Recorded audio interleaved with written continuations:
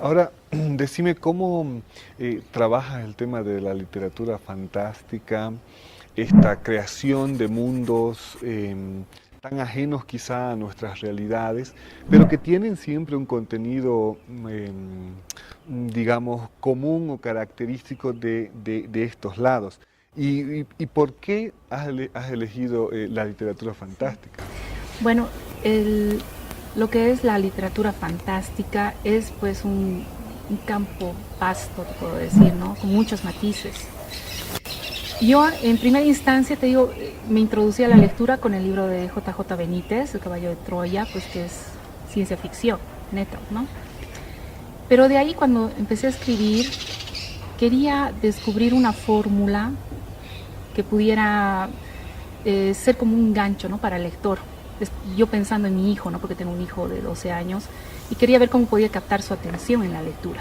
Entonces me ocurrió, no es un invento mío, ¿no? Pero se me ocurrió seguir los pasos de muchos escritores famosos. Está Dan Brown, uno de ellos, bien conocido, que mezcla lo que es la ficción con la realidad, ¿no? Entonces al lector lo lleva por caminos donde llega un momento en que se pierde, ya no sabe discernir si está en la realidad o en la fantasía, y esa es la magia, ¿no? De la literatura fantástica. Y creo que ese fue el motivo fue mi hijo, y ha sido una forma de, bueno, yo de querer meterlo en el mundo de la lectura, ¿no? De la literatura, por lo menos como lector.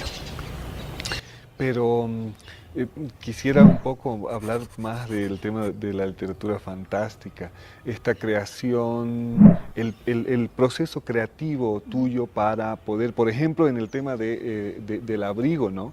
El abrigo es el elemento que une a estas dos realidades, ¿no? Sí. La Alemania nazi y los comerciantes de ropa usada de Bolivia. Y la minería, ¿no? Sí, sí, sí. Te digo, o sea, es como tener un retazo de arcilla húmeda y que puedes tú manipularle y crear lo que tú desees hacer, cómo te sientes o lo que viene en tu imaginación. Por eso es que a mí me encanta lo que es la narrativa fantástica. Y ya con el tiempo fui introduciendo historia.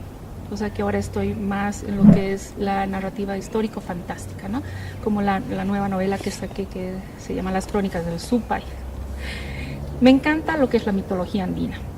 Empecé a estudiar la mitología andina, todo gracias a, bueno, pues al camino que me abrió el Abrigo Negro, porque el Abrigo Negro después de unos años empieza a crear curiosidad y llega también a ser conocido en la Dirección Departamental de Educación. Y ven que es un buen libro con una buena fuente de información referente a lo que es la cosmovisión andina, que podía ser introducido como texto de lectura en colegios. Entonces ahí se da a conocer, empiezo a tener contacto con los jóvenes que empiezan a leer el libro, entonces empiezan como que a tener un interés en conocer nuestras raíces, nuestra identidad cultural, especialmente lo que es esta cosmovisión andina, que es bien compleja, ¿no? Es un tema que a mí me ha apasionado muchísimo. Y así fue que empecé a estudiar lo que es la mitología andina y quería introducir partes históricas. En esta novela, por ejemplo, quiero hablar sobre el origen de lo que es el tío de la mina. El tío de la mina es la representación del Supay, y el Supay no es el diablo, sino que es porque los indígenas, antes de los españoles, ellos no tenían la concepción de Dios y del diablo, no había eso. Así es. Era el Dios de la guerra, de las fuerzas oscuras, ¿no? Entonces, ya con la llegada de los españoles, le dan esa característica, ¿no? Del cuernos, de diablo, y después ya se lo toma como si fuera el diablo, pero no es así. Y en este libro trato de un poquito hacer homenaje a una de mis escritoras favoritas, que se llama Anne Rice, que es la que escribió Entrevista con el vampiro, que han hecho la película, no sé si la has visto. Así, ¿no? Es. Y bueno, el año pasado a mí me operaron, tuve 2 meses convaleciente porque me operaron la rodilla, entonces tuve ese tiempo para leer todos los libros de Anne Rice y me quedé pues fascinada y me quedé con esa inspiración grande, entonces decidí crear pues a nuestro propio vampiro andino. y es el Supa y el tío de la mina al que le doy este tinte de vampiro que llega con Cristóbal Colón, ¿no? En las carabelas. ¿Y cómo has relacionado precisamente eso?